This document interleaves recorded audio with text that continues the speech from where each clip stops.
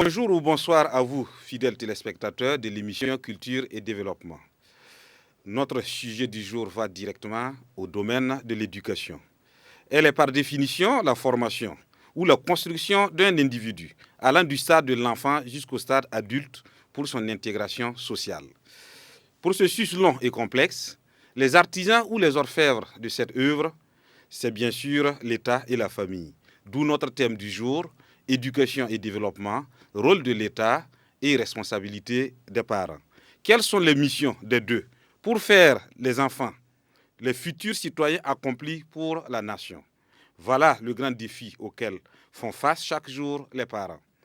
Pour avoir de nouvelles stratégies sur le sujet, nous recevons aujourd'hui sur notre plateau M.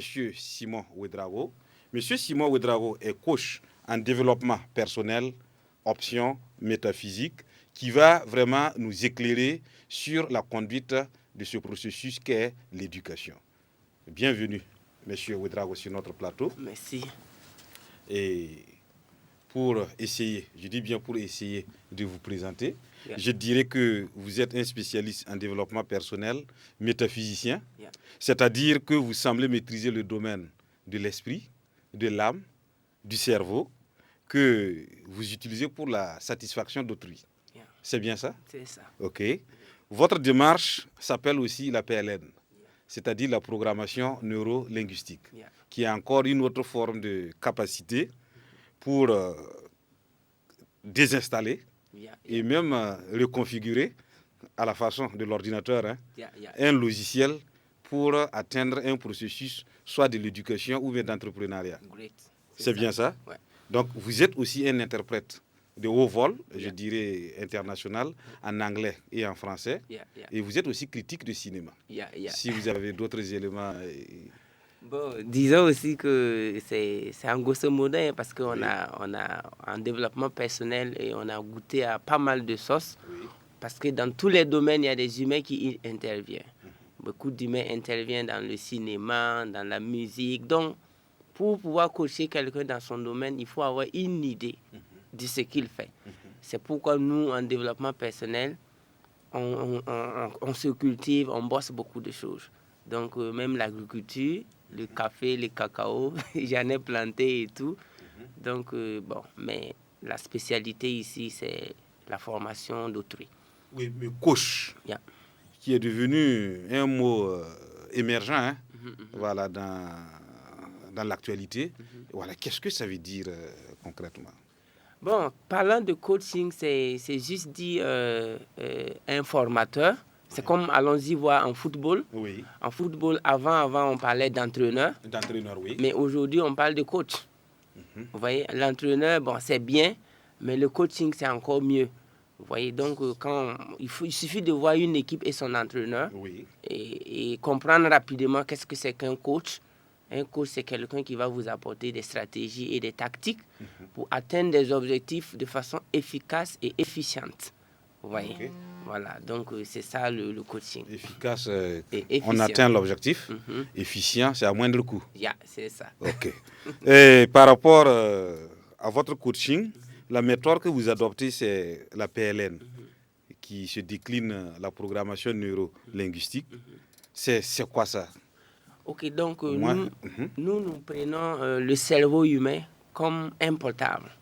Si vous mettez le portable dans la langue arabe et que vous voulez envoyer un message en français, de vous à moi, est-ce que ça va marcher? La réponse est non. Qu'est-ce qu'il faut faire?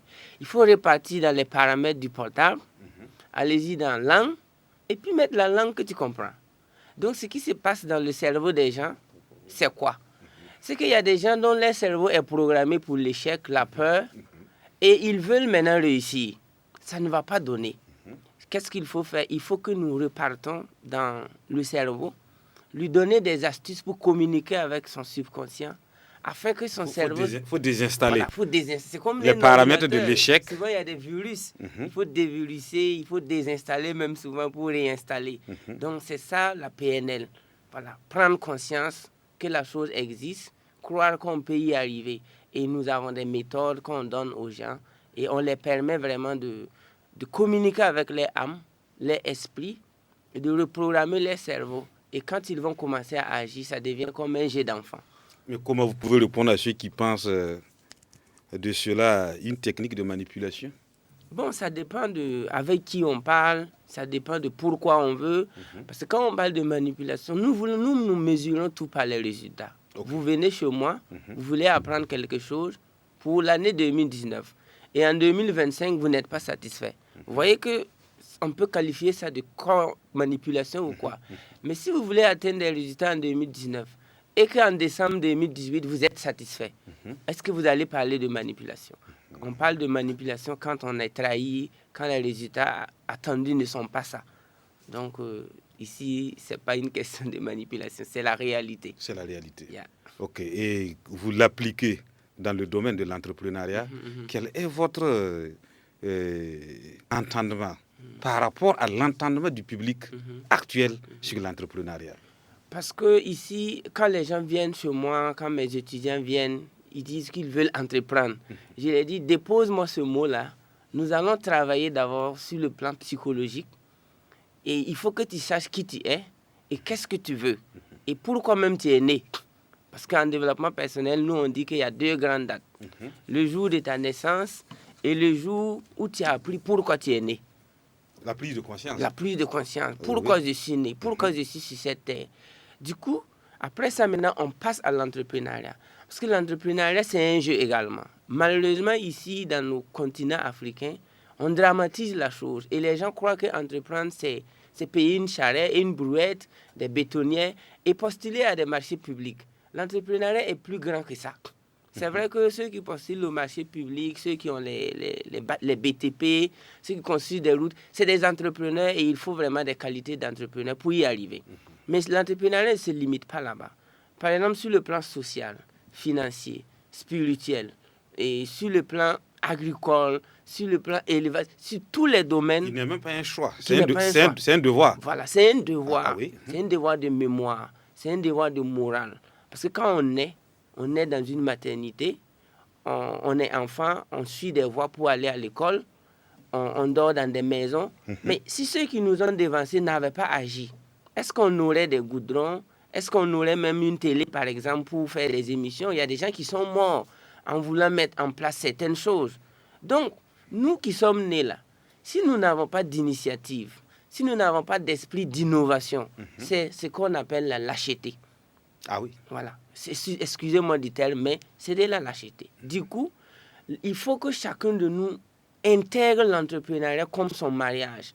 Par exemple, quand je croise quelqu'un qui a 55 ans, tu vas lui dire bonjour, comment ça va, et la famille, et madame. Normal. Mais tu croises quelqu'un qui a 12 ans, tu dis bonjour, comment ça va, et la famille, et madame. Vous voyez que ça commence à sonner. Il va dire, ah, je ne sais pas. Mais si tu croises quelqu'un qui a 55, bonjour, comment ça va, et la famille, et le boulot. Et le gars, il te dit qu'il n'a pas de boulot. Vous voyez que ça sonne encore mal. Oui. Donc, un enfant de 12 ans qui dit qu'il n'a pas de boulot, ça peut se comprendre. Mais à partir de 30-35 ans, tu dis que tu n'as pas de travail. Donc, du coup, le boulot ici, c'est quoi? C'est apporter un plus à la société, voire même l'humanité entière. Du coup, l'entrepreneuriat est une intégration mentale qu'il faut avoir très tôt. Et même si on est âgé, on peut toujours faire quelque chose. Merci. C'est ça l'entrepreneuriat. Coach Simon Ouedraogo, c'était la première partie de notre émission qui est titrée « Mieux vous découvrir ». Nous allons aborder le thème du jour qui est en rapport avec l'éducation et le développement. Merci. Et la problématique du jour, c'est comment éduquer nos enfants pour qu'ils soient des acteurs accomplis de demain. Donc, très rapidement, coach, que représente l'éducation pour le développement d'un pays, selon vous? Ok, pour répondre à cette question, je m'en vais rapidement citer un grand monsieur, Nelson Mandela, qui a dit « Education is the most powerful weapon with which we can change the world. Education is the most powerful weapon with which we can change the world. » L'éducation est l'arme la plus puissante avec laquelle nous pouvons changer le monde. Je pense que c'est une phrase, c'est une citation que j'ai vécue avec. Sans éducation, tout est fauché. C'est une chose qu'on ne joue pas avec. L'éducation est vraiment une arme très, très puissante. Malheureusement, les gens ont pris l'éducation à la légère. Ils pensent que éduquer quelqu'un, l'éducation, c'est les résultats attendus. Et l'éducation se vérifie comme un chantier qu'on a donné à un entrepreneur. Délai d'exécution, 12 mois. Si au 8e mois, le gars n'a rien fait, qu'est-ce qu'on fait? On recommande. On recommande. On révise les clauses du marché. Du coup, pour qu'une nation vraiment soit une nation, parce que j'aime dire qu'il n'y a pas de pays pauvres, il n'y a que des pays qui manquent d'éducation. Point. Il n'y a pas de pays pauvres, il n'y a que des pays qui manquent d'éducation. Lorsque vous manquez d'éducation, ou du moins lorsque vous ne savez même pas comment éduquer, on doit être honnête. Et quand on est honnête, on va chercher des solutions et la vie devient comme un jeu. Mais il y a des gens qui tâtonnent. Que le savoir-pas vient d'ailleurs. Non, ça vient de l'éducation. Donc, on ne tergiverse pas sur ce sujet-là. Sans l'éducation, une nation va périr. Dans la Bible, quand on a écrit, a people without vision shall perish. Where there is no vision, the people shall perish. But he that keepeth the law, blessed is he. Ça veut dire que si vous n'avez pas de vision, ça veut dire que vous n'avez pas d'éducation. Et vous allez périr sous le regard silencieux de Dieu. Est-ce que vous voyez? C'est pourquoi on ne tergiverse pas avec l'éducation. Et quels sont les éléments clés, que je dirais les caractéristiques clés d'une éducation qui vise le développement? D'abord, c'est les acteurs. Okay. Les acteurs de l'éducation. Si l'acteur même est éduqué et inspiré, il n'a même plus besoin de parler beaucoup. Prenons par exemple dans le cas du football, il y a des joueurs qui, les présents seuls même dans le stade, font remplir le stade. Même s'il ne va pas marquer de but, même s'il ne joue pas bien, les gens sont contents. C'est ça aussi que je mise sur les enseignants et les acteurs de l'éducation. Malheureusement, les enseignants enseignent pour manger. C'est-à-dire pour avoir un salaire à la fin du mois, ils enseignent juste pour nourrir les enfants. À ce rythme-là, on a d'abord fait un faux pas. Quand un enseignant rentre en classe, il est inspirant, il a une histoire. Et quand il parle, les enfants écoutent silencieusement parce que leur avenir en dépend.